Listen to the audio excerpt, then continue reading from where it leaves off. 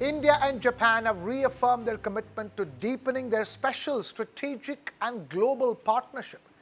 Prime Minister Modi held bilateral talks with his Japanese counterpart Sanae Takaichi in New Delhi during her three-day official visit to India. The two leaders are expected to review the full spectrum of bilateral ties and discuss key regional and global issues. Prime Minister Modi welcomed Japan's Prime Minister Takaichi at the Hyderabad House in New Delhi, where the two leaders held bilateral talks aimed at strengthening the India-Japan special strategic and global partnership.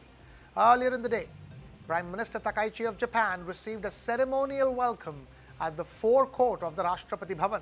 She was accorded a guard of honor before being greeted by Prime Minister Modi, who introduced her to members of his cabinet and other senior dignitaries. Japan's Prime Minister Takaichi is on a three-day official visit to India from the 1st of July till the 3rd of July at the invitation of India's Prime Minister Narendra Modi. A key highlight of the visit is the 16th India-Japan Annual Summit, where both leaders are expected to review the full range of bilateral cooperation while exchanging views on regional and global developments. According to the Ministry of External Affairs of India, the summit is expected to strengthen collaboration in strategic, economic, technological, and security sectors. The discussions are also likely to focus on expanding investments, promoting innovation, enhancing resilient supply chains, and increasing cooperation in critical sectors including semiconductors and critical minerals. Diplomatic sources say the leaders are expected to deliberate on maritime security, defense technology cooperation, and the development of an industrial value chain linking the Bay of Bengal with India's northeast. During her visit, Prime Minister Takaichi is also set to attend the India-Japan Business Forum, where government representatives and industry leaders from both countries will explore opportunities to expand trade, investment, and commercial partnerships. The visit follows Prime Minister Modi's trip to Tokyo in August last year for the 15th India-Japan Annual Summit and reflects the growing momentum in bilateral ties as both nations work together to address emerging regional and global challenges. India and Japan continue to strengthen cooperation across strategic, economic, and security sectors, with both sides expected to announce further initiatives following the conclusion of the annual summit.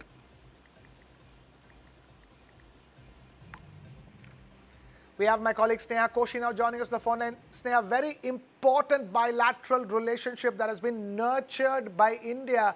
And this visit by the Japanese Prime Minister is coming at a crucial time as far as global geopolitics is concerned. That's right. In fact, I think one thing that's emerging is both Japan and India are going to renew their focus on Indo-Pacific. This is, as you know, the first visit by Prime Minister Takaichi. So the India-Pacific really going to garner a whole lot of importance at the highest levels between the two countries. This is particular in the backdrop of conflict, which is in the Persian Gulf region. And both Japan and India are set to promote and strengthen free and open international order based on the rule of law. That is something that the countries have signaled in the past as well. Now, when you talk about the economic side of it, there's a whole lot of things that is being spoken about, how there are several companies, both from Japan and India, that are looking at some very massive deals. The Japanese Prime Minister is accompanied by at least 150 Japanese company leaders, for that matter, and that is also being seen very closely. You have the artificial intelligence startups is in focus, particularly the Indian startups, and Japan and India are likely to have some very formidable decisions on this. There's also partnerships and collaboration on semiconductor material plants as well as biogas facilities that is also in the on the charts. It's also being said that this visit is particularly going to be important for maritime and energy security. And, as we discussed, as I said earlier, this is obviously keeping in mind the strategic interests in the Indo-Pacific region.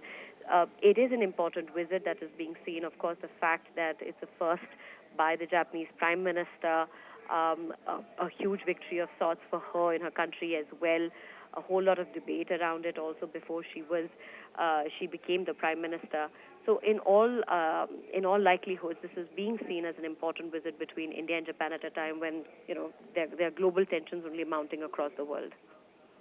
Global tensions are mounting across the world. What's also interesting to note here, Sneha, is the fact that this is the 16th India-Japan annual summit, and it's a regular meeting that is happening. Just last year, Prime Minister Modi was in Tokyo for the 15th annual India-Japan summit. Now, Prime Minister Takaichi of Japan is here for the 16th annual summit. And more importantly, there is the India-Japan Business Forum as well. So clearly, economics and economic partnerships and companies from India and Japan being able to partner and explore opportunities in both countries is a crucial part of this entire meeting.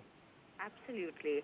In fact, what is being pegged is it's pegged at least $12.5 billion massive growing Indian market, and that's Japan is likely to inject at least $12.5 billion into Indian market, and that is being seen very, very closely.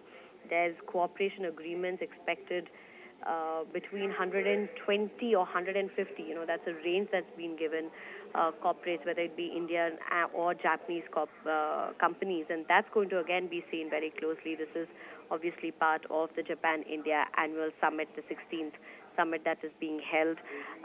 There have been frequent interactions between Prime Minister Modi as well as the Japanese Prime Minister, the Japanese counterpart, Takaichi for that matter, and this may see some very strategic decisions being made. We'll leave it at that. Sneha Takaichi joining us with the latest on the all-important India-Japan bilateral in the national capital. Thank you, Sneha, for joining us with the update.